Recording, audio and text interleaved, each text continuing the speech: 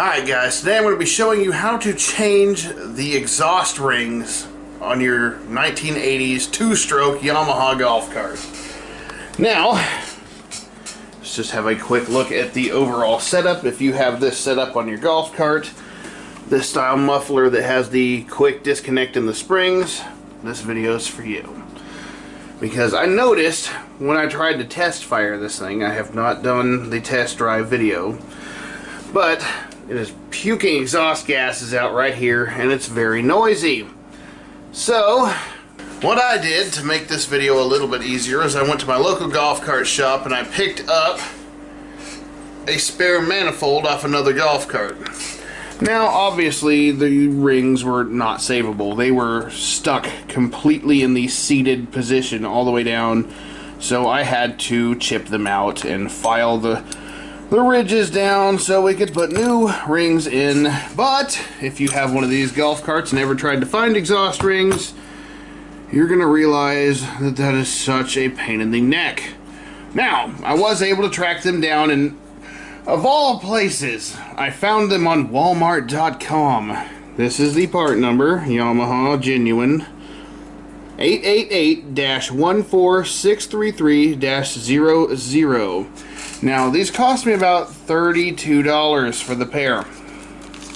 But if you want to quiet your golf cart, you're going to pay it. And I'm trying to sell this thing, so I don't need an exhaust leak.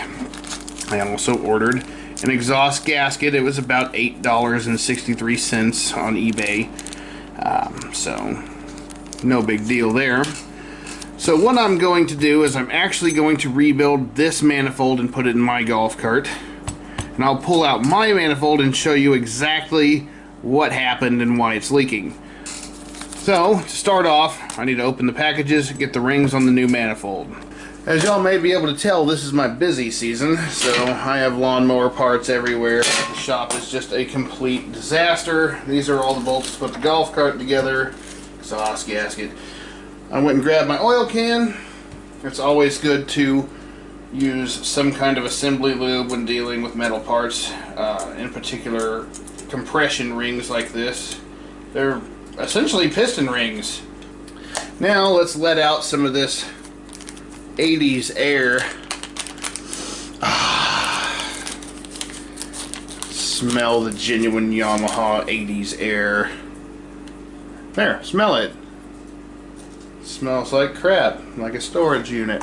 But there we go. There is a ring, and it is very easy to break these. So this is where you just start just pray a little bit when you're putting it on there. Okay, put that underneath the ring, pop it into the second hole. There we go. That makes things easier. Maybe now we can get it on there. Sweet! One completed manifold. And before you go plugging this in, you're going to want to take the openings. It's kind of hard to see because, well, let's use a flashlight. See the openings? You're going to want to turn one 180 degrees. That's exactly how you do piston rings. So, now that that's rebuilt, I can take all this, well, disgusting shredded metal and throw it away. Alright, the next thing you're going to want to do is take this pulse line off of the muffler, set it aside, and then remove the nuts holding on the two retaining straps for the muffler. And for that, you're going to need a 12mm socket, an extension, and a ratchet. In this case, I'm going to be using an air ratchet just to kind of save a little bit of time.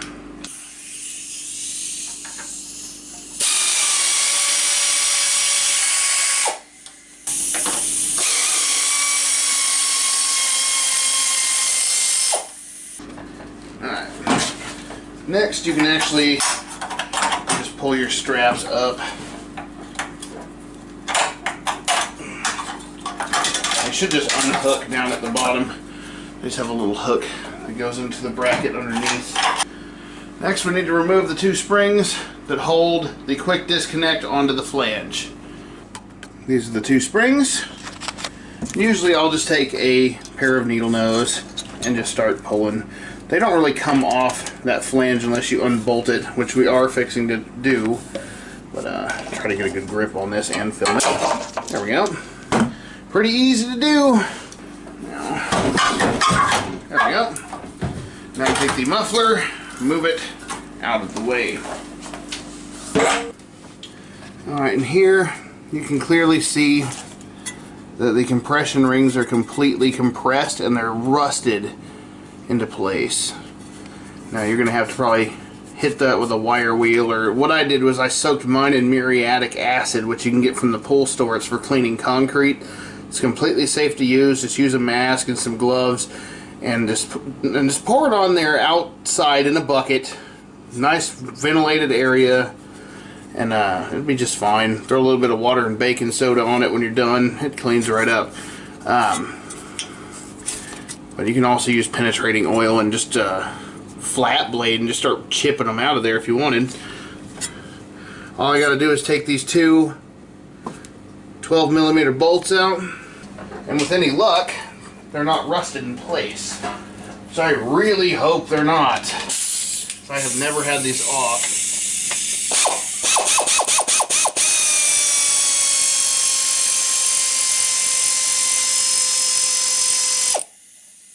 Got one.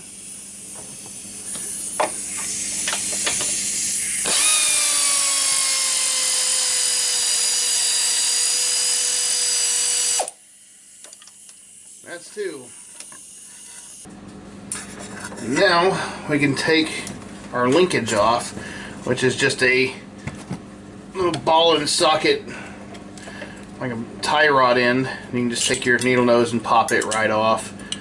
This has actually got exhaust gasket falling out of it, so it needed a new one of those.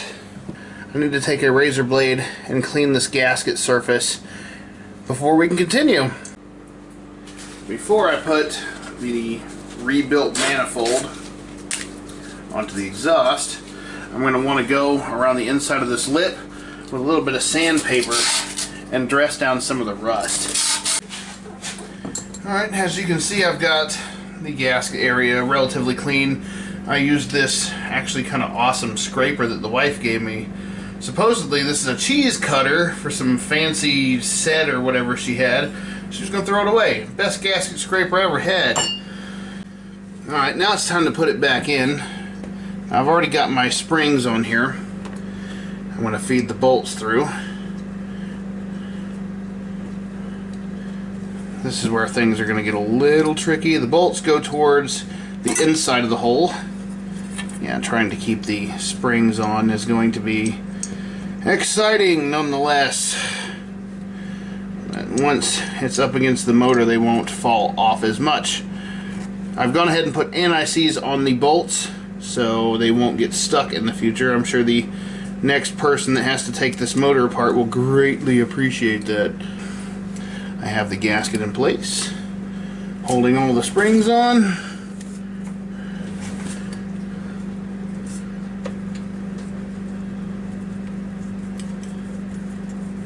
Start threading them in by hand. I've got that one pretty much down. I'm going to need to thread this one in. This one's going to be kind of the harder one because I have the shroud in the way, which I should have taken off, but it's not fun to line the shroud back up, so I did not. I don't know the exact torque specs for this. I'm just going to go with it feels tight without breaking the bolt. So that would be bad. Anyone who's ever worked on anything kind of has a feel for how tight everything has to be, so just use your best judgment. If you can find the torque specs online, highly recommend using them. Alright, that feels reasonably tight. Springs are still able to be manipulated. So now I can drop the exhaust in and try to plug in the quick disconnect to the exhaust flange. Now I have gone ahead and I've oiled the inside of the cup, so that will make this a lot easier.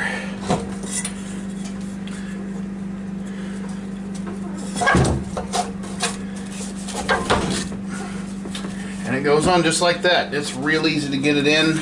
The quick disconnect part right here actually has kind of a tapered edge to it, so it just compresses the rings as you plug it in, so you don't even need a ring compressor, which I like. It makes things easy. Go ahead and put your springs on, and don't forget to plug in your exhaust shutter.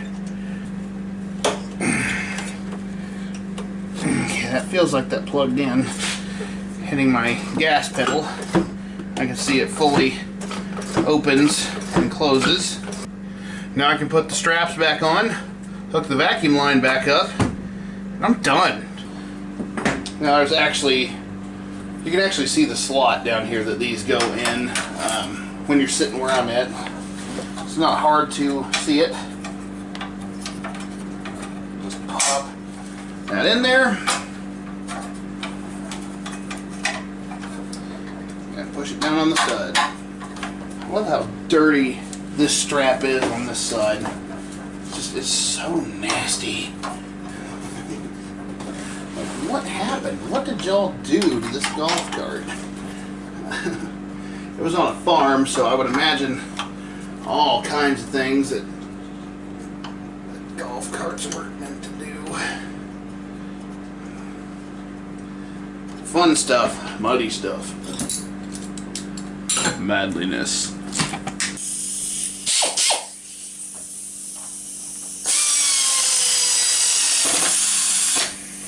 Alright, that's one. Good enough. Air hose on, pulse line to the oil pump. Done. Alright, and I'm curious to see just what it sounds like, because before it sounded like a dirt bike with the muffler sawed off. It's raining outside, so I can't take it for a test spin, so that really sucks. Hit the choke, hit the pedal. Wow,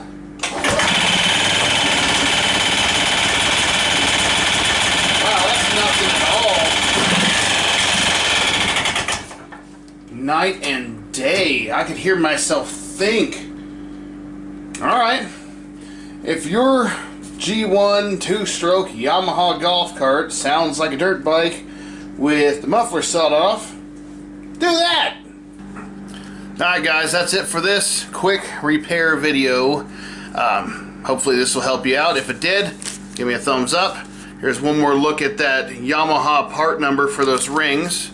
So hopefully that'll help you out, because I know if you look for the exhaust rings just like that, just Yamaha G1 golf cart exhaust rings, you're never going to find them. So Walmart.com should have a few more. They said they had 6 of them. I bought 2, so go ahead and order you some. And the next video will be the test drive, so stay tuned for that. Thank you for watching as always, and I will see you guys next time.